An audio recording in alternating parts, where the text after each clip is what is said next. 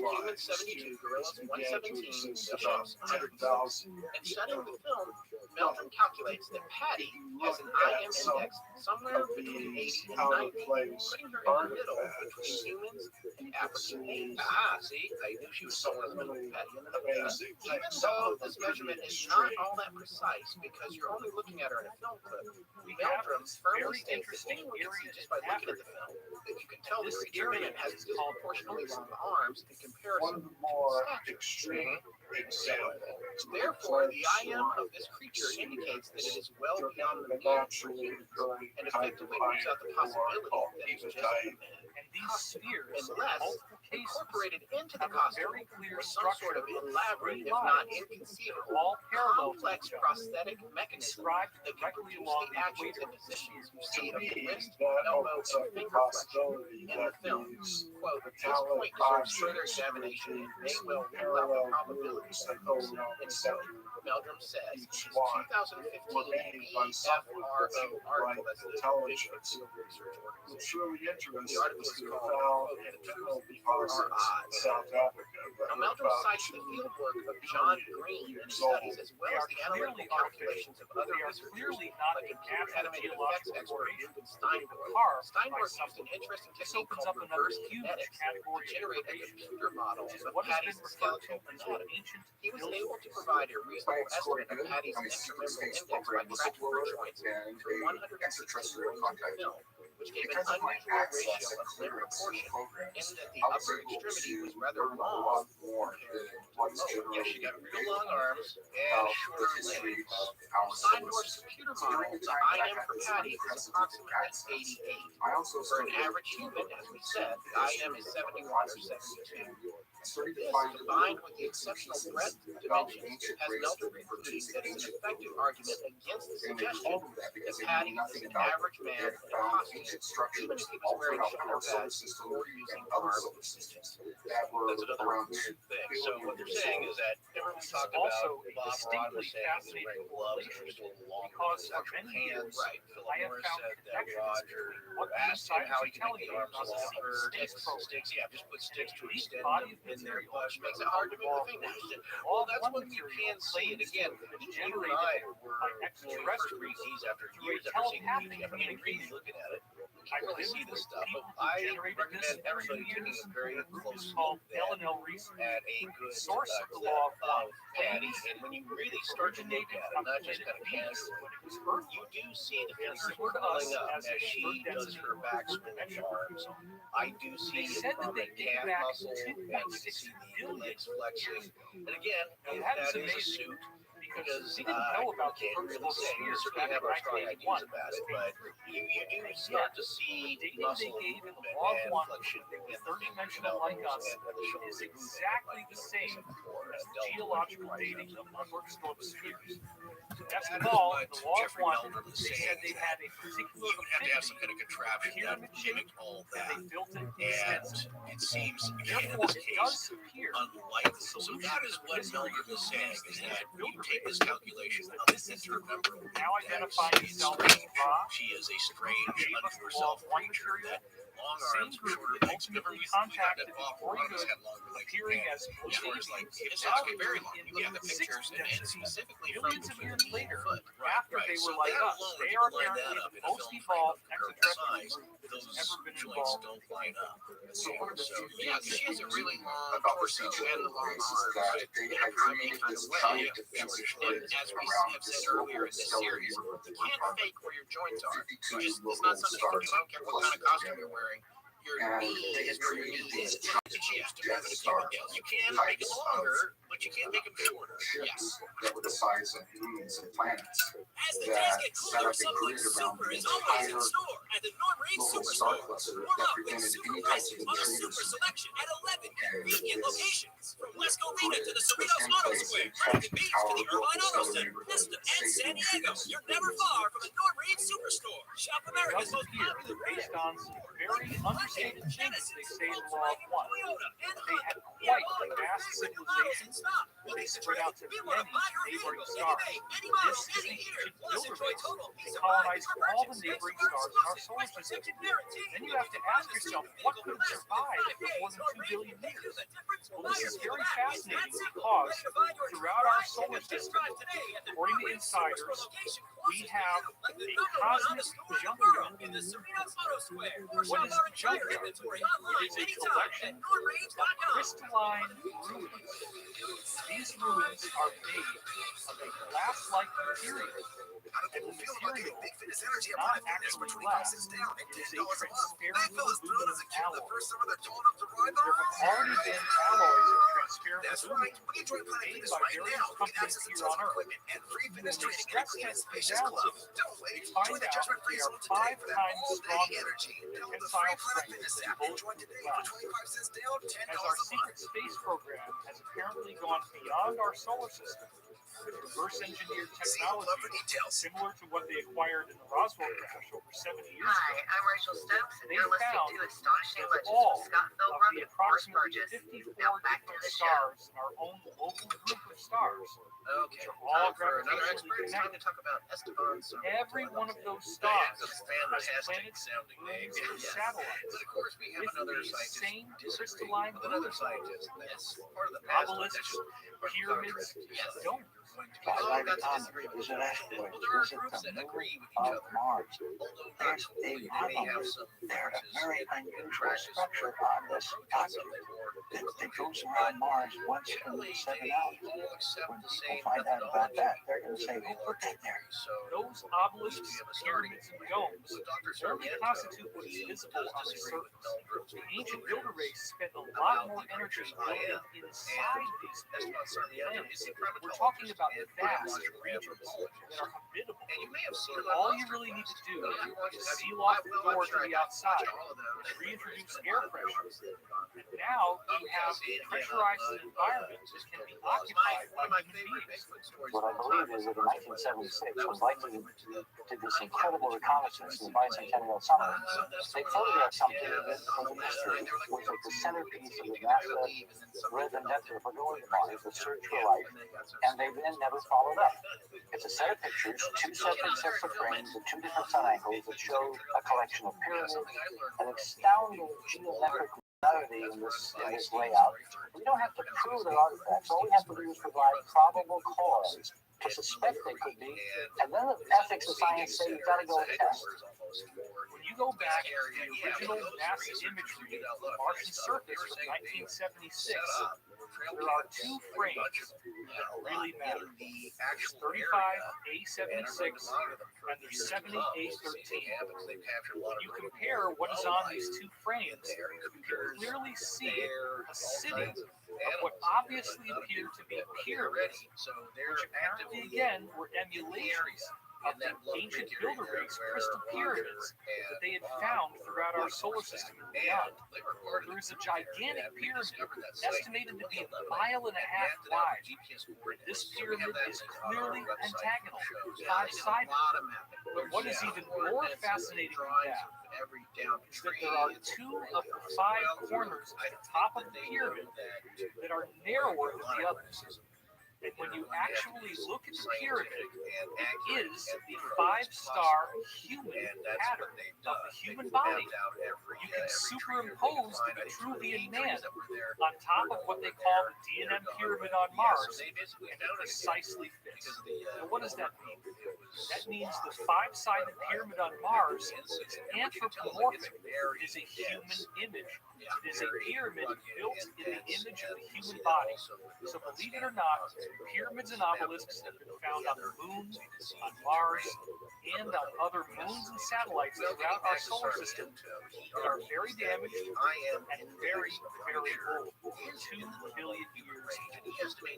This civilization that was on Mars was very aware of the ancient builder race, and that these ruins, as their civilization evolved, they discovered they were very extensive, they were always made of this transparent aluminum crystal, and there are many places you can go where you can go inside a moon and find enormous cities worth of space. Patty, I'm Dr. Mark weighs Masala. roughly the I'm the same as author of human the Secret being. Space There Program is book series. absolutely no I'm relationship investigating between ways that to introduce concept and the information idea that he's concerning definitely big. classified Right. There is no reason technologies that that she have could not been weigh the same as a suppressed person from and the not general be a public person. for Just wanted to decades point that and out. are now going to be People are like, released, oh, I think, well, in the very short it's future. a person. Some of you That's might not be what we're asking, saying. well, how can All a we're saying giant is that this basin particular float on the scientist, moon? Mr. Well, we know, Sarmiento, according believes to a that group of her weight Japanese is scientists that more in released the a range paper in of someone, 2017, for example, like that I'm not gonna say giant where I'm caverns at, but have between been discovered 190 in the moon, and and that one of these that seems caverns accurate. is I'll go big with enough that. to I house didn't the go entire the tracks was relative to metropolitan different sizes region of of Prince Philadelphia and within it. one of them's not People very balls. who were involved in this ancient drill debate seem to have mysteriously disappeared. A middle range, which Cultures might be came a after daddy here, and then a worshipped big them old as daddy. gods. Yeah, it must be They monsters. would emulate their architecture. See, People who were on Mars, which we and they call are progenitors, frighteningly huge. they actually built Now we're their talking own about structures maybe 8, 9 that were feet very tall. similar Yeah, to what they anybody had can found but she will still all throughout our solar system. pretzel. So you don't We had don't dare T-Rock, which they say is but a basically a supermassive turtle. he's one of the And we had Maltec, which was Mars, much smaller than Earth, but it was behaving as a moon around existence Taylor. is not yet been Different established, civilizations have any developed, evidence found and they're very study. So similar. there you go. He's open-minded. Beings on Tiamat, they all have these elongated skulls that we've seen in Is exceedingly various studies, but they were slightly different. The beings on Tiamat were slightly taller and had different shaped skulls. The beings on Maldek were slightly skinnier and smaller, and again had slightly different skulls. They were genetically related. They were considered cousins, and they had royal families from both sides that were in competition with each other and warred with each other. So at some point, this group that we call pre-Adamites, they entered into warfare with another civilization that is in our local 52 star cluster. And they developed this plan to harness the ancient lunar rays grid and to use it as weapons against the enemies. And this grid, it works through what we call cosmic web. Every star, every planet is connected with an electromagnetic field. So that's how orbitals travel through these electromagnetic filters. Not calculate that the surfaces that the feet, the bottoms of the feet are being exposed to. And it's been used by some of the top scientists. So it is an idea which actually had currency in the last century, the 19th century. And for those who care to go back into history and look at the major scientific journals of that period, you'll notice that articles on the electrical nature of comets and possible electrical activity on the sun were topics of discussion. Unfortunately, in the early part of the 20th century, all of that was more or less suppressed. Something that, of course, we are brought up to believe, and that is that gravity is the controlling influence in the universe. It's what causes the planets to orbit around the sun, the moon around the earth, and to cause the tides upon the earth. All of that is true up to a point, but the thing to remember is that basically there is no understanding of gravity. Einstein's theory doesn't explain gravity. It has matter somehow affecting space in a way which is completely unphysical. In other words, warping empty space. There's no explanation as to how this might happen or what it even means. So we have more equations, but without any real meaning. What I'm suggesting is that we don't have an explanation for gravity, and until we do, we will not understand the limitations of that theory. In 2017, on my website, I released 2 DIA reference documents that had never been released. These documents were given to me by Washington, D.C. Beltway consultants, and they wanted me to release them on a certain date. My name is Jordan Sather. I'm an internet influencer, speaker, and journalist. So the interesting thing about these particular DIA documents, these documents that were written for the DTIP program that the DoD conducted between 2007 and 2012, these DIA documents, we've never actually been able to read them in the public domain. What's really interesting is is that at the end of 2017, Corey Good had actually released 2 of these 38 DIA scientific papers to the public in full. And this has actually shocked many of the people who even wrote these scientific papers. Dr. Eric Davis, he confirmed that Corey Good was the first person to release some of these papers out to the public. Corey Good is unique because he's the first person that I know of that is both a contactee, someone who has had extensive contacts with extraterrestrial civilization, while also being an insider of actually having worked in some of these compartmentalized programs. And what's even more significant about it is that he is trusted sufficiently by insiders to be given some of these documents, some of these defense intelligence reference documents, to basically release to the general public to get people up to speed with the possibility of these kinds of advanced technologies.